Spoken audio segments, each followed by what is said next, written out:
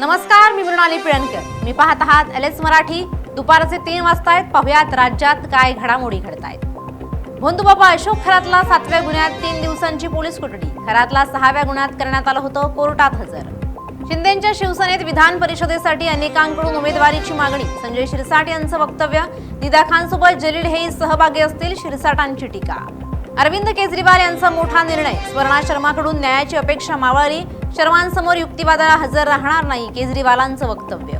बागेश्वर बाबा धीरेंद्र शास्त्रींच्या वक्तव्याचा अहिल्यानगरमध्ये निषेध. काँग्रेसच्या वतीनं पोलीस उपायुक्त दिलीप टिपरसे यांना निवेदन. काँग्रेसकडून कारवाईची मागणी. दौंडच्या मटलन गावात अज्ञातानं कांद्याच्या वखारीला आग लावली. आगीत संपूर्ण कांद्याचा साठा खाक. शेतकऱ्याचं मोठं नुकसान. बीडच्या अंबाजोगाईमध्ये शेकडो शेतकरी आक्रमक. पेरणीपूर्वी रस्ता द्या, अन्यथा सामूहिक आत्मदहन करू, शेतकऱ्यांचा सरकारला इशारा. वाशिममध्ये कृषी केंद्र चालकांचा बेमुदत बंद. प्रशासकीय जाच आणि खत कंपन्यांच्या मनमानी कारभाराविरोधात जिल्ह्याभरातील विक्रेते आक्रमक. नांदेडमध्ये तापमान 42 अंशावर. उष्णतेचा जनावरांवर फटका. उष्णतेमुळे पशुपालकांचं मोठं नुकसान. चांदवडमध्ये कृषी निविष्ठा विक्रेत्याचा बेमुदत संप. बंदला चांदवडमध्ये उत्स्फूर्त प्रतिसाद. सर्व दुकानं कडकडीत बंद. अमरावतीच्या दर्यापूरमध्ये दागिन्यांच्या शोरूमवर चोरीचा प्रयत्न फसला. सुमारे 10 ते 12 चोरट्यांचा दुकानाचा शटर फोडण्याचा प्रयत्न.